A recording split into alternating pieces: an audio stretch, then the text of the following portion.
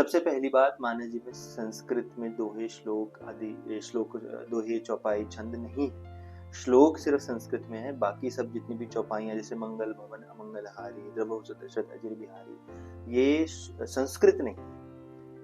गोस्वामी जी कहते हैं नाना पुराण निगमागम सम्मतम यद रामायण कचिदन्यतोपि तुलसी रघुनाथ घाता भाषा निबद्ध मत मंजल मातृ होती। ये भाषा है, कौन सी भाषा? अवधी भाषा। कहीं कहीं भोजपुरी भी है, कहीं कहीं बुंदेलखंडी भी है, कहीं कहीं अंग्रेजी भी है। आप हैरान होंगे, गोस्वामी जी एक चौपाई में लिखते हैं कि बेगी जनक नगर नियर आया। जब राम जी जनकपुरी की तरफ जा रहे हैं, तो गोस्वामी जी लिख रहे हैं जनक नगर नियर आया नियर। तो गोस्वामी जी वहाँ बहुत सारी भाषाओं का उपयोग करते हैं, ये संस्कृत में केवल नहीं। और जो आपका प्रश्न है, मैं ये बोलूँगा कि जो भी गोस्वामी जी ने लिखा है वो हिंदी में, लिपि जो है ना उसकी, वो हिंदी है, देवनागरी। इसमें ई की मात्रा, ई और ओ, ये सब वो वाली है।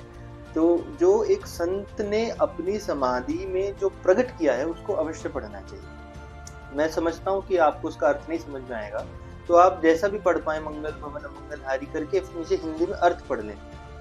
लेकिन जो एक संत ने लिखा है ना, उसका आदर जरूर करना चाहिए। नहीं तो कालांतर में पता है क्या होगा, आज हम सिर्फ हिंदी हिंदी हिंदी हिंदी पढ़ते जाएंगे अर्थ, फिर कल को अवधि प्रकाशित होनी भी बंद हो जाएगी, क्योंकि लोग कहेंगे कि हिंदी में पढ़ने से सब कुछ हो जाएगा। जैसे आप देखते हैं आजकल पुराणों के ग्रंथ हैं, गीता प्रेस से छपते हैं, उसमें कुछ तो मूल के साथ छपते हैं, संस्कृत के श्लोक के साथ, कुछ बिना श्लोकों के अब छपने लगे हैं ग्रंथ। आप पुराण 18 पुराण आप बिना श्लोकों के भी ले सकते हैं, श्लोक वाले भी मिलते हैं, पर बिना श्लोकों के भी ले सकते हैं, और अधिकतर लोग बिना श्लोकों वाली लेते हैं।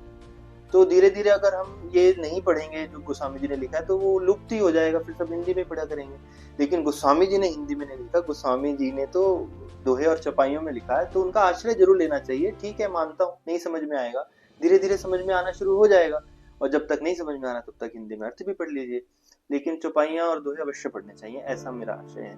क्योंकि गोस्वामी जी उत्तरकांड में लिखते हैं, संत पंच चौपाई मनोहर सुनहि जे नर गावे। जो भी 7 या 5 चौपाई जो गोस्वामी जी ने लिखी, चौपाई जो 7-5 चौपाई भी रोज पढ़ता है, उसके लिए गोस्वामी जी लिखते हैं कि वो बिनु श्रम राम धाम सिधावे, बिना श्रम के भगवान के धाम का अधिकारी हो जाता है। ये चौपाइयों का और दोहों का जो गोस्वामी जी ने लिखा है, ये उसका प्रभाव है। तो अर्थ तो स्वयं प्रकाशित हो जाएगा। मानस जी की चौपाइयाँ अपने आप में चैतन्य है, लेकिन मानस जी की चौपाइयाँ भी पढ़े और अर्थ भी पढ़े, ऐसा है।